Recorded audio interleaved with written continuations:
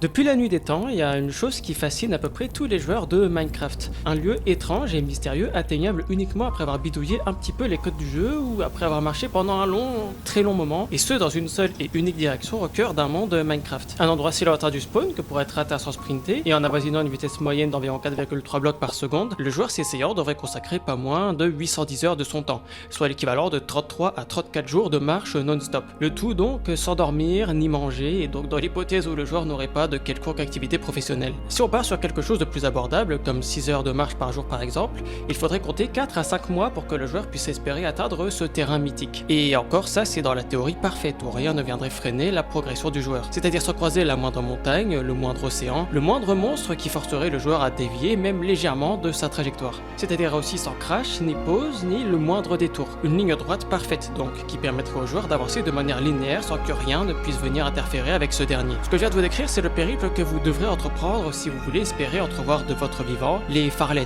les terres lointaines traduites littéralement.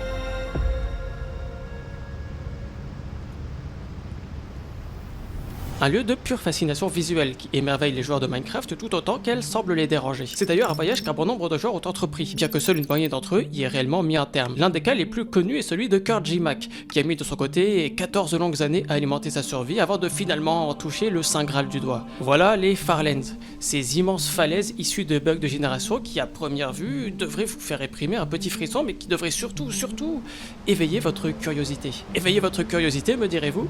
Et vous n'auriez pas tort de vous poser cette question parce que, à quoi bon? Des joueurs ont atteint cet endroit, alors voilà, celui-ci n'a plus aucun secret pour personne. Tout le monde voit à quoi ressemblent les Farlands, tous ces screens emblématiques, vous en avez déjà probablement vu au moins un, pas vrai? Alors quoi? Pourquoi est-ce que je vous emmène ici à vous parler mathématiques et du nombre d'heures théoriques qu'il vous faudrait pour l'atteindre? Disons que les Farlands sont une immense forêt, comme l'Amazonie par exemple. L'Amazonie, c'est 5,5 millions de kilomètres carrés de forêt répartis sur 9 pays différents. Forêt au sein de laquelle de nouvelles tribus, espèces animales et structures archéologiques sont découvertes chaque année. Le truc c'est que même si c'est un endroit cartographié à presque 100%, il n'en est pas moins que en termes d'exploration pure, le pourcentage passe très rapidement et facilement de 100% à moins de 10%. Pourtant, on connaît tous l'Amazonie, n'est-ce pas? Ces immenses fleuves et sa quantité d'arbres phénoménales qui s'étendent à perte de vue. Mais ce n'est pas parce qu'on connaît l'Amazonie de nom que l'on connaît sur le bout des doigts toutes les tribus ou toutes les espèces animales et végétales qui la composent. Voilà où je voulais en venir. Revenons-en aux Farlands. On revient devant ces fameuses falaises et qui peut me dire concrètement et de manière concise ce que ces dernières contiennent? Sont-elles infinies? Sinon, jusqu'où s'étendent-elles? Peut-on théoriquement en explorer la totalité sans le moindre problème? Voilà aujourd'hui déjà un petit lot de questions auxquelles il sera très intéressant de répondre, alors c'est ce qu'on va faire. Je vous propose donc, si vous le voulez bien, de m'accompagner au cœur d'un voyage, de notre voyage, au cœur des Farlands afin d'en explorer les plus profonds secrets.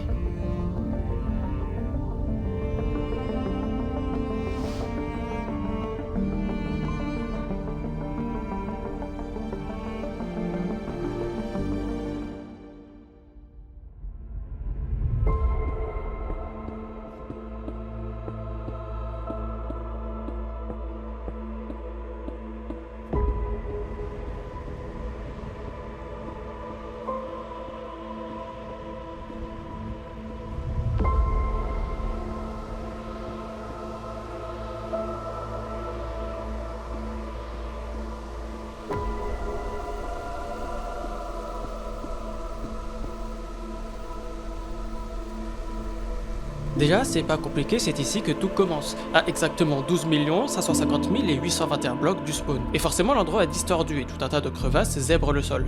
Néanmoins, la vie poursuit son cours. Des blocs de terre comme on les connaît, des arbres comme on les connaît, bien que certains soient un peu solitaires. Ici, les animaux font leur vie, pas de quoi s'inquiéter, les herbes et les fleurs poussent, alors pourquoi se soucier de plus? Mais ça, c'est parce qu'on est dans une plaine. Parce que oui, même si ici rien ne semble normal de prime abord, il y a quand même des règles et des biomes. Voilà, ici on a une forêt, parfois même du sable, et aussi des structures qui se génèrent un peu n'importe comment. Mais ça, je pense pas que ça vous surprenne plus que ça. Bon, ceci étant dit, ce qu'on vient de voir, c'est le côté un peu bisounours des Farlands.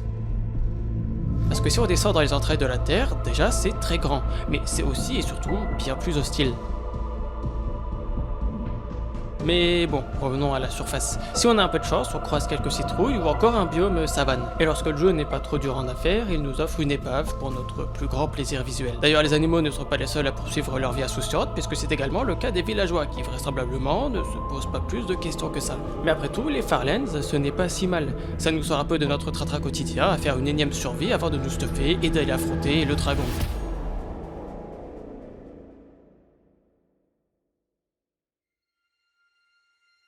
Ok, ça c'est le niveau 1, celui que la majorité d'entre vous connaissez. Mais je vous propose donc que l'on s'enfonce un peu plus profondément au cœur de ces fameuses terres lointaines. Parce que pour rappel, ce n'est que le début d'un long voyage. Alors à partir de là, pour atteindre notre point clé, plusieurs solutions s'offrent à nous. On a la marche, on a le sprint, mais on a aussi le nether. Alors on avance sans relâche, encore et encore. Les 12 millions de blocs parcourus depuis le spawn se transforment en 15 millions, puis rapidement en 20 millions. Mais on n'y est pas encore, alors on continue. Et puis un beau matin, après une journée de marche supplémentaire, on se retrouve aux 25 millions, 100 à 1000, 648e bloc. En marchant, c'est environ 33 jours de déplacement non-stop, desquels il aura fallu venir à bout. En sprintant, en revanche, on tombe à un peu moins de 26 jours de mouvement perpétuel. C'est bien, mais on peut mieux faire. Surtout si on a théoriquement de l'obsidienne à foison à disposition. En optimisant le tout, les 12 550 000 et 827 blocs supplémentaires à parcourir se transforment en seulement 1 568 853 blocs si l'on choisit de passer par le nether. Parce que oui, pour celles et ceux qui ne le sauraient pas, un bloc dans le nether correspond à 8 blocs dans l'overworld. En gros, un bloc parcouru dans le nether est égal à 8 blocs parcourus dans l'overworld. Vachement pratique, vous en conviendrez. Du coup, en sprintant en ligne droite, on passe de 26 jours à un peu plus de 3 jours de marche non-stop. C'est quand même déjà mieux.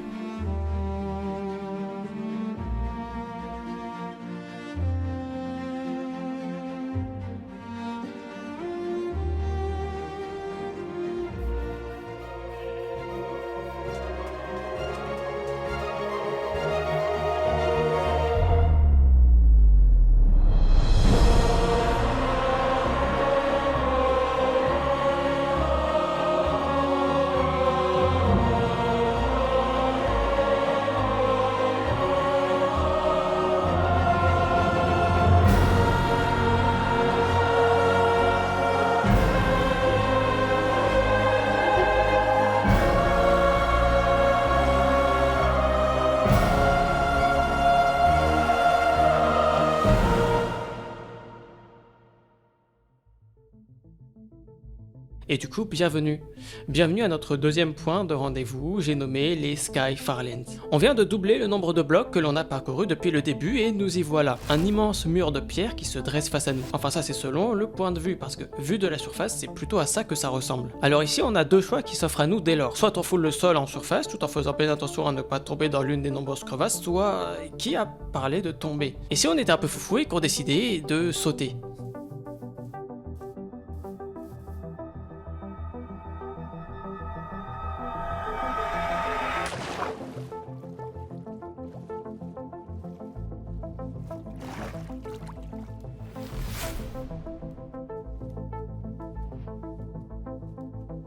Voilà précisément pourquoi les Sky Farlands portent leur dit nom. En surface, c'est aux alentours de la couche 250 que le joueur se trouvera.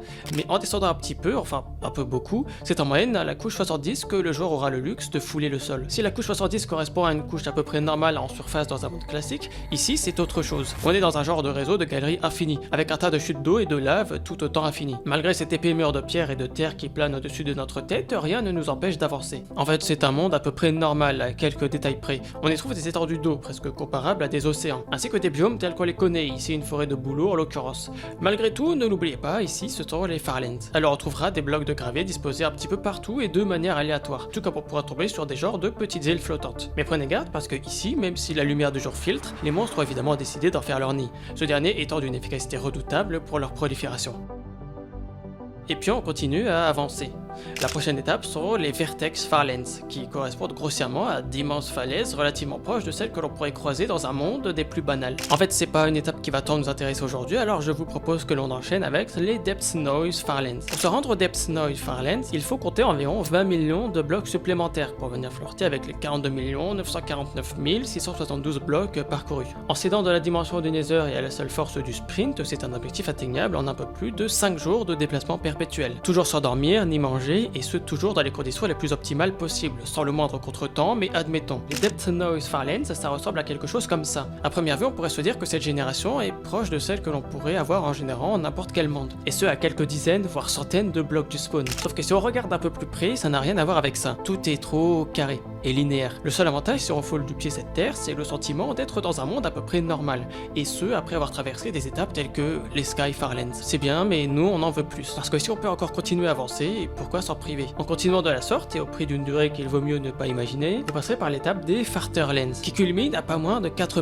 294 967 296 blocs. Puis juste après, celle des Fartherlands. Depuis les Skyfarlands, et même via la stratégie du Nether, c'est durant presque 1100 jours que le joueur devra se déplacer en continu, soit durant presque 3 longues années, à la seule force de son sprint, et ce toujours dans les conditions les plus optimales, pour ne pas dire parfaites. Voilà, ça c'est pour atteindre les Farterlands. Mais pour atteindre les Fartherlands, c'est une autre histoire, parce qu'il vous faudra parcourir très exactement 53 milliards, 905 billions, 378 milliards, 846 millions, 979 747 blocs depuis votre point d'apparition pour espérer en faire la trouvaille. Si on veut atteindre ce point depuis les Farterlands, c'est pas compliqué. Le nombre colossal que je ne prononcerai pas une fois de plus, moins de 4 milliards de blocs correspondant aux Farterlands. Et en fait, c'est assez dérisoire parce que depuis ce point, il vous faudrait 38 millions d'années en sprintant et sans vous arrêter et tout en progressant dans le Nether avant d'atteindre ce point. En partant d'une espérance de vie de 80 ans, c'est pas moins de 477 000 vies humaines successives qu'il vous faudra pour atteindre ce but odieusement ridicule, toutes consacrées les unes après les autres à cet unique but d'avancer dans le Nether tout en sprintant, ni sans jamais s'arrêter pour manger, boire ou dormir. Pour la faire courte, le temps nécessaire pour venir à bout de ce trajet dépasse largement l'histoire entière de l'humanité depuis la naissance de celle-ci. Avant-dernière étape, les Fartestlands, qui culminent quant à elles à environ 4,312 x 10 puissance 18 blocs. Voilà, je vais vous le dire en clair, je refuse de prononcer ce nombre atrocement long. Ici, ça ressemble à un peu tout et rien à la fois. Quelque chose de nouveau, mais à la fois mixé avec les différents éléments que l'on a pu voir précédemment. Et au final, l'une des ultimes étapes de notre voyage se trouve ici. Voilà ce qu'on appelle les Fringelands. Elles apparaissent à partir de 8,1751 x 10 puissance 48 blocs. En gros, ça se prononce 8 quatuor décillions, 175 traits déciliards. Et ça correspond à un nombre suivi de 49 chiffres. Un nombre du même ordre de grandeur que le nombre d'atomes qui composent la Terre, soit l'équivalent de 10 puissance 50 atomes. À titre de comparaison, et en partant des Fartherlands et en ayant pour but d'atteindre les Fringelands, c'est un trajet de pas moins de 4,2 x 10 puissance 29 années auquel il faudrait s'attendre, soit environ 420 octillions de fois l'âge actuel de l'univers. Un âge auquel notre beau vieil univers serait dans une phase proche de ce qu'on appelle la mort thermique. Alors voilà, on vient de quitter les Fartherlands et nous voilà aux portes des Fringelands, qui ne ressemblent qu'à un amas de blocs flottants disposés ça et là, mais de manière toujours étrangement linéaire. Alors si on est là, pourquoi on continue pas? Au vu du terrain qui nous attend, la progression n'en sera que plus ardue, je vous l'accorde, mais notre voyage n'avait-il pas pour but de découvrir tous les secrets que renferment les Farlands?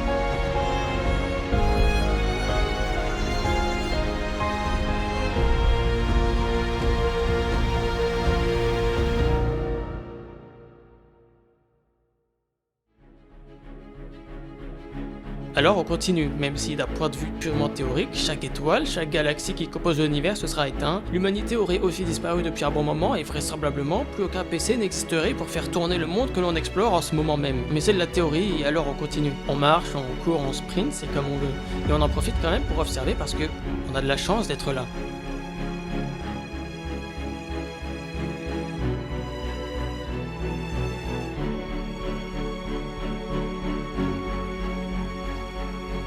Et puis finalement, au bout d'un moment arrive ce qui devait arriver. On ressort une énième fois de notre fidèle portail du Nether, sauf qu'en arrivant, c'est plus pareil. La plateforme, le feeling, le paysage qui s'offre à nous. Comme cette impression de vide immense qui vous submerge lorsque vous êtes à la limite de la map de votre jeu préféré. Alors on contemple, on se dit quand même que ce voyage en aura valu la peine au vu de tous les efforts qu'il nous aura coûté. Alors c'est pas parce qu'il n'y a plus aucun bloc solide devant nous que l'on devrait nous arrêter ici.